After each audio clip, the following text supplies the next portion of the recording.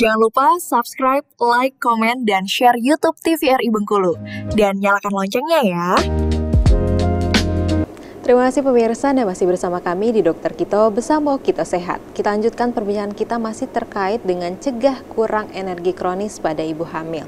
Saya pengen nanya ke Dokter Wenti nih dok, tentunya terkait dengan kurang energi kronis. Apakah gejala yang ditimbulkan dapat dilihat oleh orang awam secara sekilas aja dok? Orang-orang yang mengalami kurang energi protein atau kurang energi kronis ini dok. Oke Kak, jadi kalau secara subjektif ya, artinya yang dirasakan oleh ibu hamil tersebut biasanya gejalanya adalah yang pertama mudah lelah.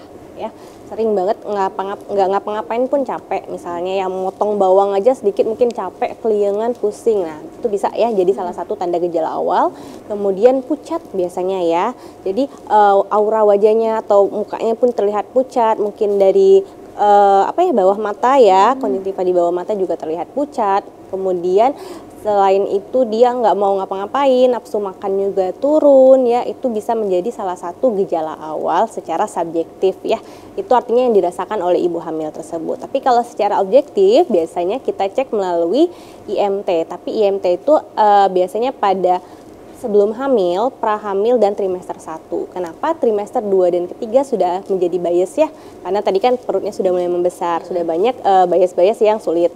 Kemudian patokannya lagi adalah pada ukuran lingkar lengan atas atau lila, biasanya di situ.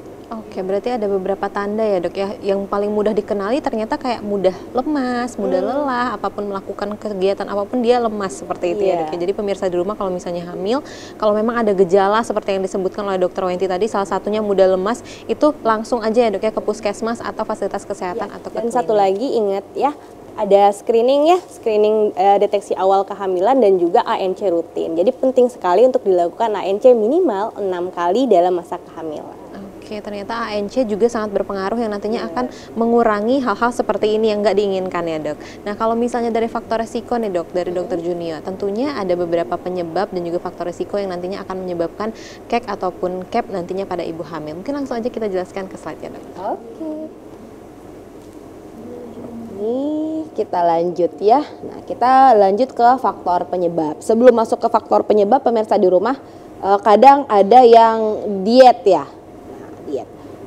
Memang berat badan berlebih atau overweight itu tidak baik. Banyak hal-hal atau penyakit-penyakit yang bisa muncul. Tetapi diet yang berlebihan itu juga tidak baik, apalagi yang sudah defisit, artinya yang sudah sampai ke kekurangan energi dan dibiarkan dalam waktu atau jangka waktu yang lama, karena itu efeknya juga akan bukannya feedback positif untuk tubuhnya, tapi tubuhnya juga akan kekurangan sehingga banyak penyakit yang bisa muncul. Nah, faktor penyebab yang pertama itu asupan makanan yang tidak sesuai. Nah, kata kuncinya tidak sesuai, bukan tidak banyak atau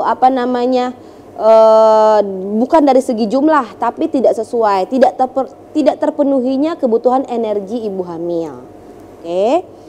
Kemudian usia. Nah, usia sendiri, usia ibu yang terlalu muda atau terlalu tua saat mengandung juga menjadi faktor resiko. Faktor resiko dari kekurangan energi maupun penyakit yang lain. Artinya hamilnya menjadi lebih beresiko. Biasanya kalau pemirsa di rumah ke puskesmas kadang ada tanda khusus yang ditandai di buku pinknya, itu kalau memang ada resiko tinggi ibu hamilnya. Jadi memang untuk yang resiko tinggi kontrolnya kalau bisa lebih rutin lagi seperti itu. Yang normalnya minimal 6 kali.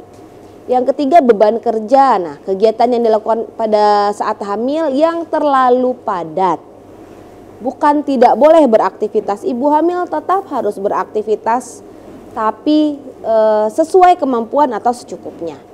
Yang keempat itu ada penyakit infeksi, contoh infeksi cacing, kemudian penyakit infeksi lain. Kalau infeksi cacing biasanya dia merusak fili-fili usus sehingga penyerapan makanannya jadi tidak baik.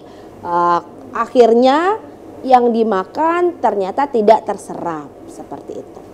Yang kelima, ketidakseimbangan zat gizi. Ini jadi zat gizi itu bukan banyak-banyakan. Yang penting semuanya cukup sesuai porsinya. baik dari karbonya, proteinnya, lemaknya. Lemak bukan tidak baik, takut gendut makan lemak gitu ya. Ternyata lemak itu juga berfungsi, salah satu sumber energi juga. Contoh ketidakseimbangan zat gizi itu terlalu banyak mengkonsumsi makanan cepat saji atau junk food yang kadar gizinya ternyata tidak cukup atau tidak baik. Oke. Nih, kita masuk ke ciri-cirinya ya pada ibu hamil. Ini coba pemirsa di rumah, apakah ciri-ciri ini ada gitu? Ada nggak ya pada saya? Yang pertama, merasa kelelahan terus-menerus. Biasanya tanpa sebab, tanpa beraktivitas yang berat, tubuhnya sudah merasa lelah. Atau beraktivitas ringan sedikit, sudah lelah. Yang pada orang yang normal atau yang tidak ada gangguan kekurangan energi, itu tidak harusnya belum lelah. Seperti itu. Yang kedua, IMT-nya di bawah 18,5, berarti sudah underweight. Dan lingkar lengan atasnya kurang dari 23,5. Makanya, kok ke puskesmas kayak bikin baju ya, diukur-ukur lingkar lengannya. Itu perlu. Nanti data itu bisa menjadi panduan bagi nakes untuk tata laksana awal jika memang ditemukan adanya gangguan seperti itu. Yang keempat, menurunnya kemampuan aktivitas fisik. Ini korelasinya dengan kelelahan ya. Saat kelelahan artinya aktivitas fisiknya pasti akan terhambat. Selanjutnya ada nafsu makan yang menurun. Dan yang terakhir biasanya pucat dan tidak bugar. Nah, sudah pucat dan tidak bugar ini biasanya juga anemia. Akhirnya perlu terapi khusus. Oke, tentunya ini ada cara-caranya ya dok ya untuk BMI tadi dan juga lila. Mungkin nanti bisa dijelaskan gimana sih dok sebenarnya bisa nggak sih mengukur IMT dan juga lila di rumah aja. Baik pemirsa, akan kita lanjutkan setelah jeda iklan berikut ini. Tetap bersama kami di Dokter Kito Besamo Kita Sehat.